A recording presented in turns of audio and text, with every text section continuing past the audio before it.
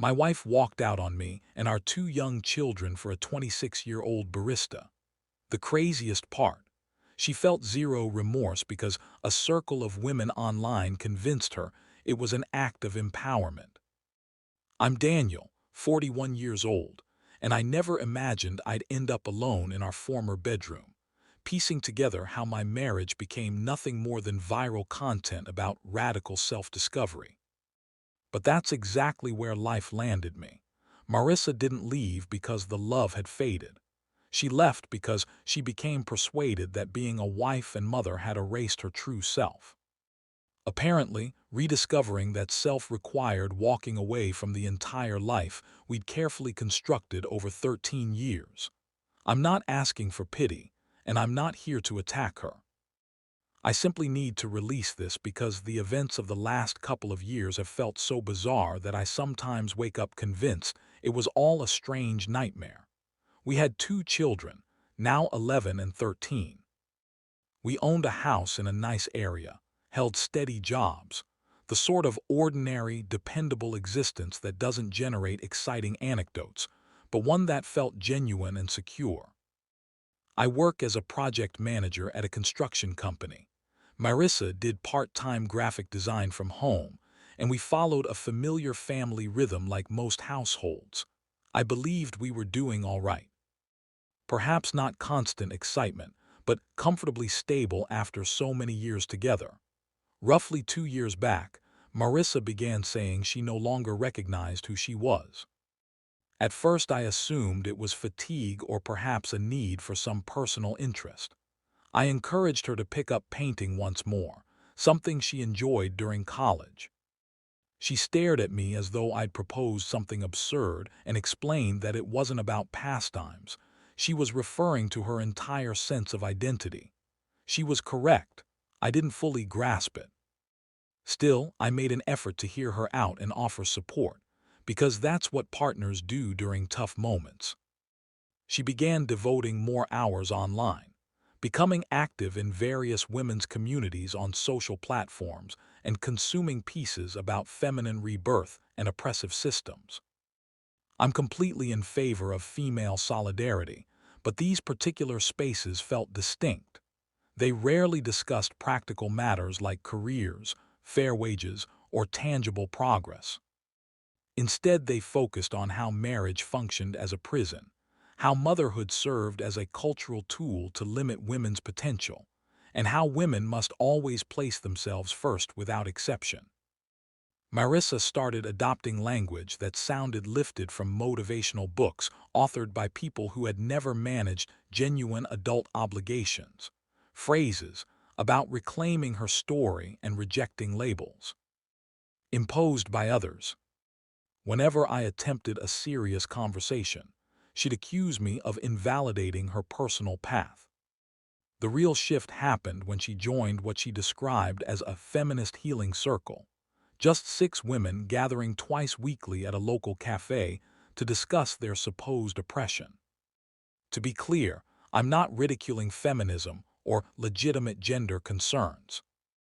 I'm describing this specific gathering, which resembled more of an encouragement club for individuals seeking justification to dismantle their lives.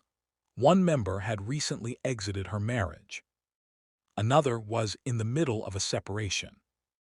They appeared to energize one another with tales of emancipation and self-realization, almost racing to prove who could most completely reject conventional existence.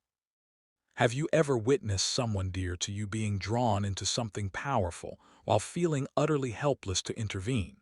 That's how those months unfolded. Marissa returned from those sessions radiating an almost frantic enthusiasm, describing epiphanies and awakenings. When I inquired about the precise insights, she'd remain elusive, saying she was finally understanding her own worth, something that puzzled me since I never believed she lacked value. Our children began sensing the change. She remained physically nearby, yet emotionally distant. One evening, our daughter quietly asked why Mommy always seemed unhappy.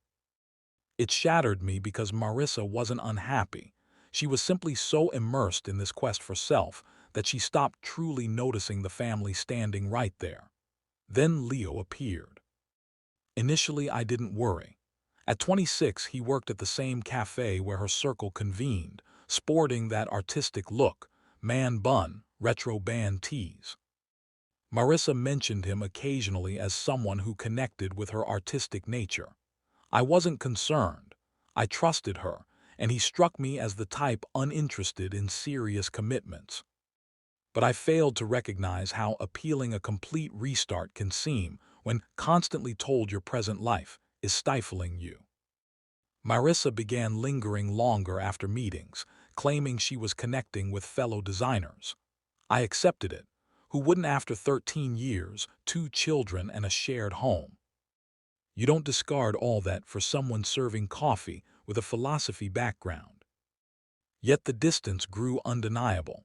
She stopped inquiring about my workday, stopped engaging with the children's school activities, stopped being fully there during meals. When I finally addressed it, she declared, "I refuse to keep existing for other people. I have to exist for myself." Standing in our kitchen, I thought that caring for your family isn't living for others, it's simply maturity. But I held back, sensing she wanted conflict, wanted to cast me as the antagonist. The evening she announced her departure, there were no shouts, no tears, no apologies. Calmly she stated, "I'm selecting myself, Daniel. This isn't about you or the children. It's about me finally being truthful regarding my needs." When I questioned what the children needed, she replied they'd comprehend someday and appreciate her demonstration of authenticity. I stood frozen as she packed, overwhelmed not by rage but by sheer bewilderment at how we'd arrived here. 3 days later, she relocated to Leo's small place above a vinyl shop.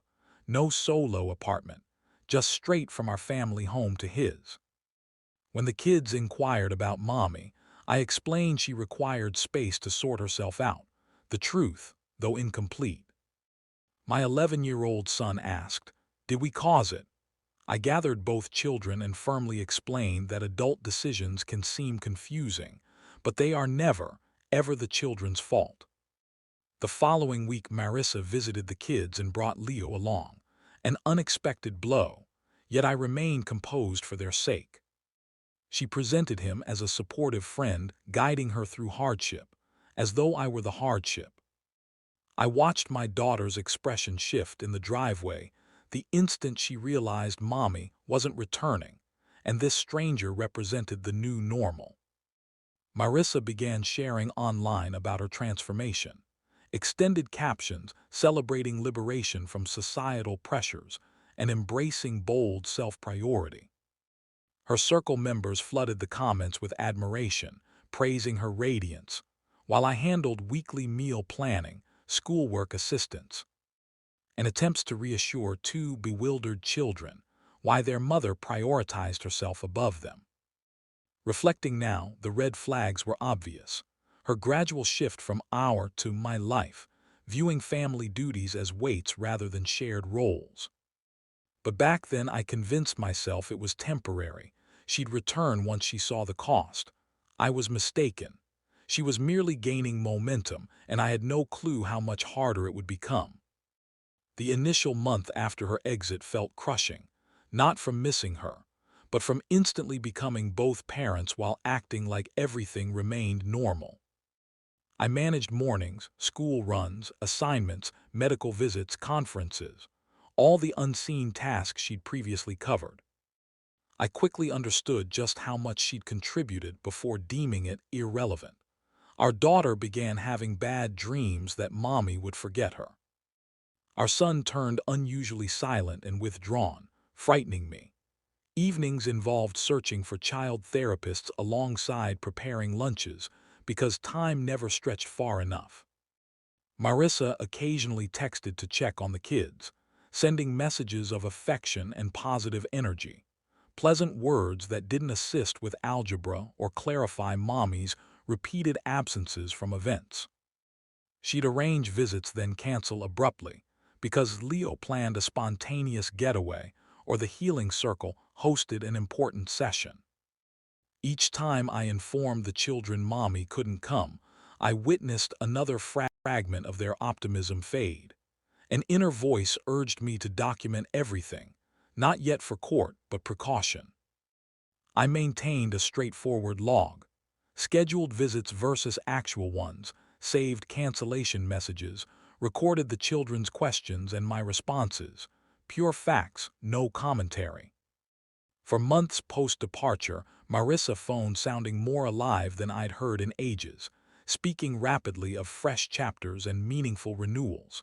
Then she announced her pregnancy.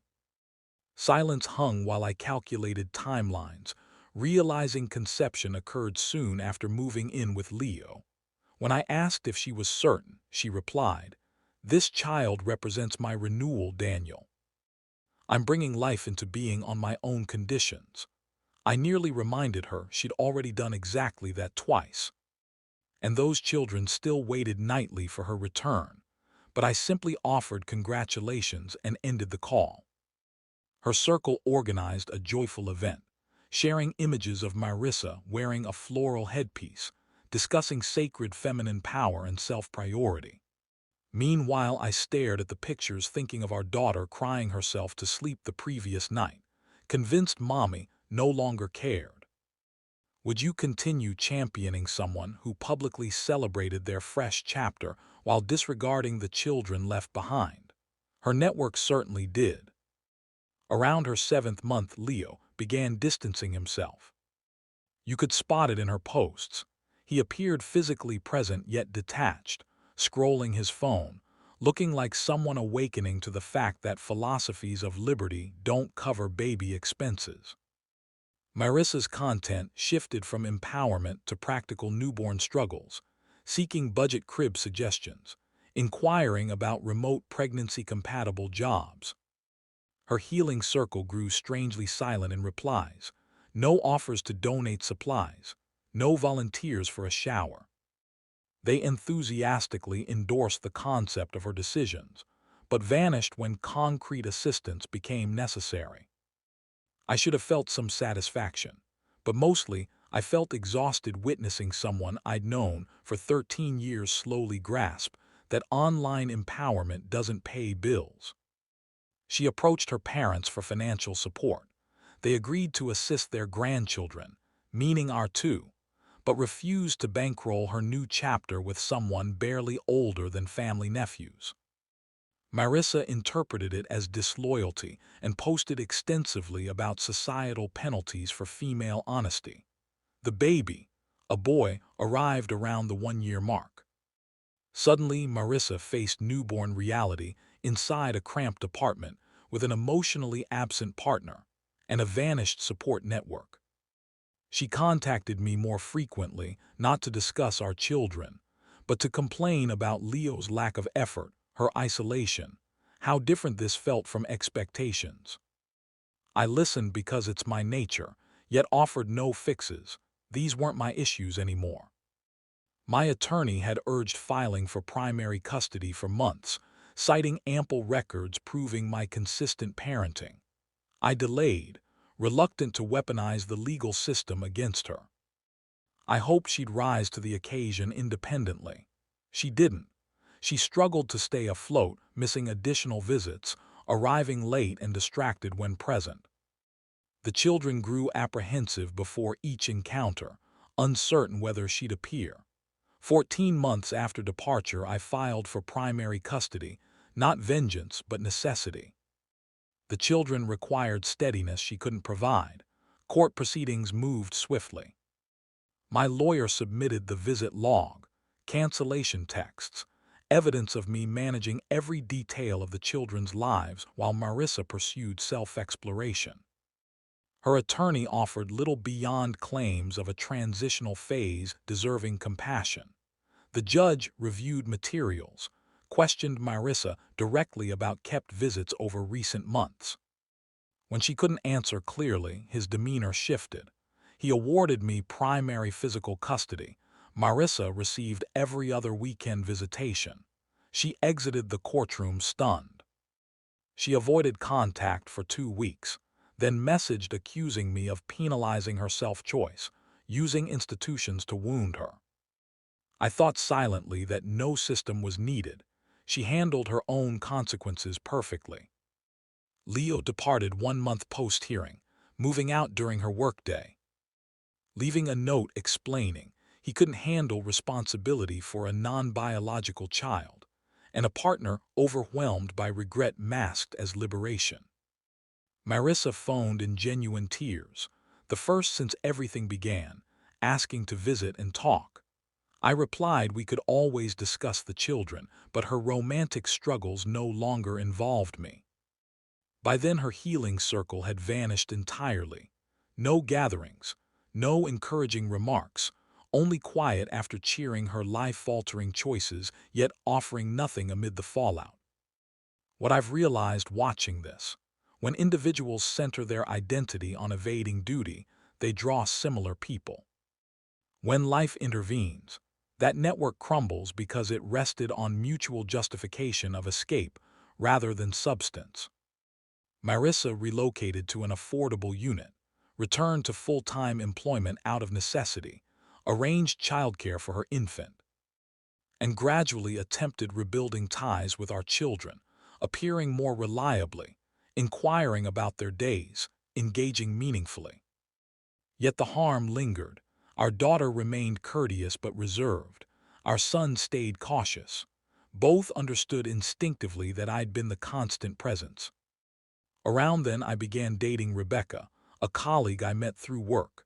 Nothing intense initially, just coffee and talks with someone free of heavy history. Laughing felt unfamiliar, yet welcome. Conversations unrelated to custody or absences were refreshing. I withheld news from Marissa and delayed introducing Rebecca to the children for months, prioritizing their security and gradual trust building.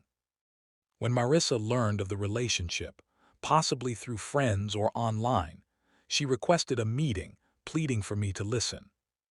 Reviewing her message, I recognized she still centered everything on herself. We met at a neutral cafe 6 months after Leo's exit.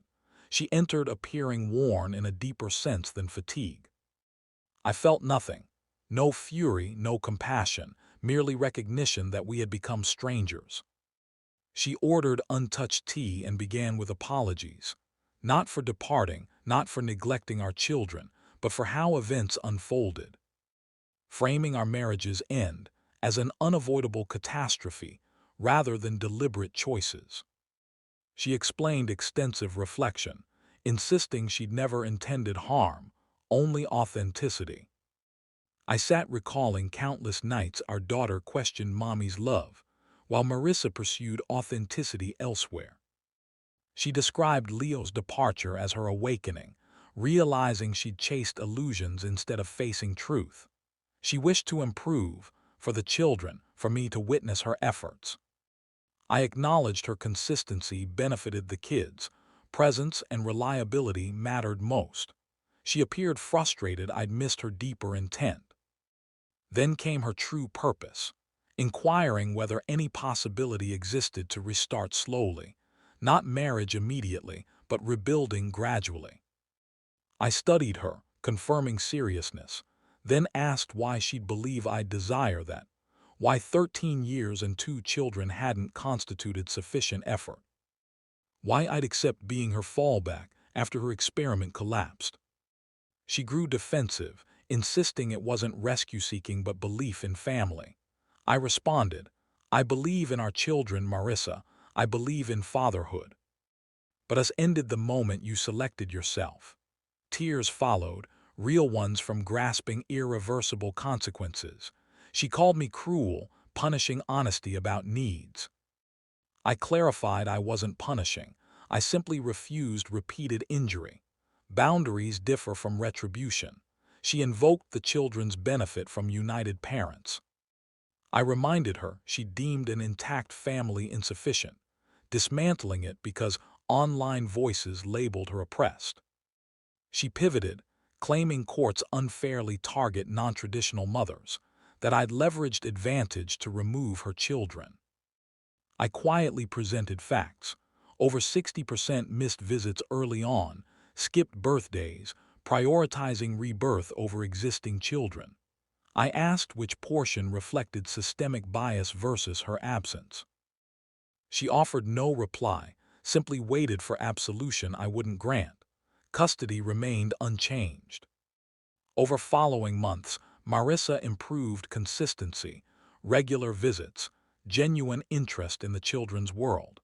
Yet she continued viewing me as her story's antagonist. I introduced Rebecca to the kids 8 months into dating. They warmed to her naturally. She never forced a maternal role, simply respected them as individuals, allowing bonds to form organically. Rebecca, a civil engineer, embodied steadiness and tranquility, qualities Marissa lacked, and fully accepted the children's primacy and slow healing pace. When Marissa discovered it, she sent lengthy accusations of replacement, teaching disposability, modeling poor patterns. I ignored it, arguing projection seemed futile. The children adapted gradually, steady routines with me, scheduled time with Marissa, forward momentum fueled by stability. Our daughter resumed soccer, abandoned during earlier anxiety. Watching her score while Rebecca and I cheered felt like quiet triumph. Our son opened emotionally, processing with therapy. One day he shared understanding mommy's choices concerned her alone, not him, not us. I felt pride he'd reached that insight at 13, despite sorrow he needed to. Marissa maintained her online narrative, posts about co-parenting struggles with a challenging former spouse, societal penalties for authenticity, court gender bias.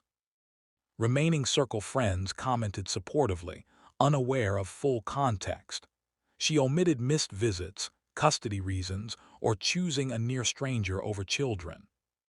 Always victimhood, never accountability. I once encountered a circle member at the store. She glared judgmentally, as though I'd crushed a woman's essence. I considered explaining reality but chose silence. People cling to preferred versions, and I was weary of justification. Rebecca and I became engaged 2 years into dating, simple, private moment at home. Telling the children brought cautious joy. They'd learned good things could vanish. Marissa learned via the kids and phoned furious. How could I advance so swiftly, introduce another woman, erase her significance? I answered calmly, I'm not erasing you, Marissa. You erased yourself when motherhood became insufficient. She labeled me heartless, claiming minimal love if moving on came easily. I replied, I loved you across 13 years through every phase you presented, but I won't love the version that forsakes our children. That's my limit. That marked our final meaningful exchange. Afterward, only logistics, schedules, child updates, courteous yet remote, like acquaintances managing joint duties. The children thrive now, therapy, structure, a devoted father, a compassionate stepmother, a mother attempting within limits during weekends. Marissa occasionally shares online about her path, costs of genuineness, lessons, but never fully owns her actions, merely allusions to personal sacrifice for truth. She raises her son alone, works full-time, navigates single motherhood she once assumed would prove simple. I sometimes ponder whether she connects the irony, fleeing one set of duties only to face similar ones without former support or understanding. I don't view her as evil. I see someone persuaded freedom meant one thing, only to discover its cost after irreversible destruction. Comprehending mistakes doesn't obligate enduring their fallout. I'd already done so for 13 years. My takeaway after 2 years of reflection: genuine love isn't dramatic displays, self-prioritization, or constant searching for something missing. It's reliability on ordinary days, washing dishes, assisting schoolwork, comforting after bad dreams. It's collaborative building rather than perpetual longing. Marissa believed walking away demonstrated courage, liberation from constraint. In truth, she exchanged one responsibility set for another while sacrificing those who truly counted. The paradox: She landed in comparable circumstances, a working mother facing daily parenting realities, minus destroyed support and plus added scrutiny. She called it revolutionary self-choice. Perhaps in her view, but I chose our children. I chose steady presence, unglamorous effort, being the dependable parent. Seeing my daughter laugh freely at dinner, my son complete assignments without dread, the life reconstructed from ruins, she left confirms which decision held true value. Sometimes the boldest act isn't fleeing duty, it's remaining faithful to it, being the person your children trust when everything else crumbles. That's the understanding I hope my children carry forward, not condemnation of their mother, but recognition that authentic strength lies in commitment, not escape when challenges arise. What are your thoughts on this experience? Share below.